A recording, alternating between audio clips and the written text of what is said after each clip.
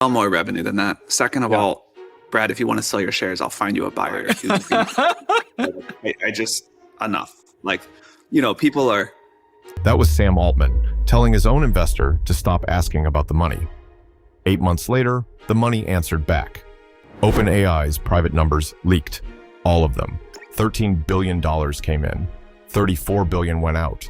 And now that same company wants to sell you its shares. In the biggest stock market debut in human history. The books open in days. This is what's inside. November 2025, a podcast studio in San Francisco. On one side, Brad Gerstner, billionaire investor, OpenAI shareholder. His fund has been in OpenAI for years. On the other, the man he had bet on. A man who had just committed more money than any founder in history. Gerstner had been hearing one question all week from everyone on Wall Street. The same question at every dinner, at every desk. Because OpenAI had just gone on the spending spree of the century. Not over years, in a single stretch of weeks. $300 billion to Oracle, $250 billion to Microsoft, $100 billion of Nvidia chips, 6 gigawatts from AMD, $1.4 trillion in commitments, more than 100 times what the company earned that year. For every dollar coming in, 100 promised out. So, Gerstner asked, politely, on camera. The whole industry leaned in for the answer. The biggest question I've heard all week and hanging over the market is how can the company with 13 billion in revenues make 1.4 trillion of spend commitments? And you've heard the criticism, First Sam. of all, we're doing well more revenue than that. Second of all, Brad, if you want to sell your shares, I'll find you a buyer. I just, enough. Like, people are... The clip went everywhere within hours. Clipped, captioned, replayed 1 million times. But Altman wasn't done. People who talk with a lot of breathless concern about our compute stuff or whatever, that would be thrilled to buy shares. So I think we could sell, your shares or anybody else's to some of the people who are making the most noise on Twitter, whatever, about this very quickly. We do plan for revenue to grow steeply. Revenue is growing. Translation: the money is fine. Stop asking. The most powerful man in AI refusing to show his math. Gerstner smoothed it over the next day. He even said he wanted to buy more. But the question never went away. It just waited for the paperwork. Because there is one place where you cannot say enough. A stock exchange. June 2026. OpenAI quietly files for an IPO. Confidentially. The most anticipated listing in a generation. Confidential means the public sees nothing. Just a press release and a promise. No numbers, no balance sheet, nothing to check. Except this time, somebody talked.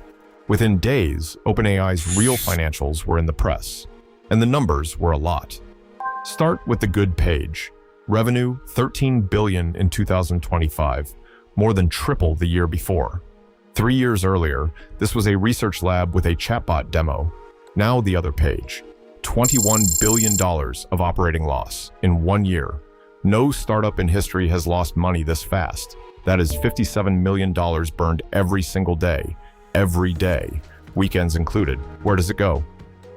Mostly to one address in Redmond. Of $34 billion in total costs, $17 billion went straight to Microsoft. For the computers, OpenAI runs on. OpenAI's biggest cost is a check to its biggest investor.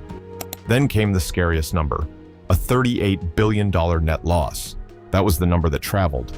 But hold on, that one is mostly an illusion. Strip out that one-time accounting charge, and the real cash loss is closer to $8 billion. Still a giant number, but a different story. Painful, not fatal. And here's the twist. Remember Altman snapping that revenue was, quote, well more than $13 billion? The leak backed him up. Reported revenue for the first quarter of 2026 alone, $5.7 billion. On pace to clear $20 billion this year. The growth is real. The users are real. The money is real in both directions. Revenue really is growing steeply. The problem is what it's chasing. To see where the money goes, fly to Abilene, Texas. A quiet Texas town with one very big customer. This is Stargate, the biggest computing construction project in human history. Hundreds of acres of servers, substations, and dust. Bloomberg got inside, and Altman said the quiet part on camera. our growth projections.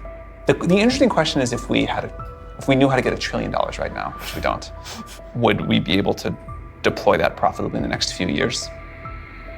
And I'm not sure about that, but I feel confident we can make 500 billion in a value back. He would take the trillion if someone offered it. That is the appetite. The 500 billion is the part he is sure about. The trillion is a maybe, and the funding runs in a loop. Nvidia invests in OpenAI. OpenAI spends it on Nvidia chips. The chips fill data centers that need more funding. Critics have a word for that shape: circular. Money chasing its own tail. Bulls have another: a flywheel. Momentum that feeds itself until it flies. Either way, the loop runs on borrowed confidence, and confidence wanted a safety net. November 2025. Again, a Wall Street Journal event.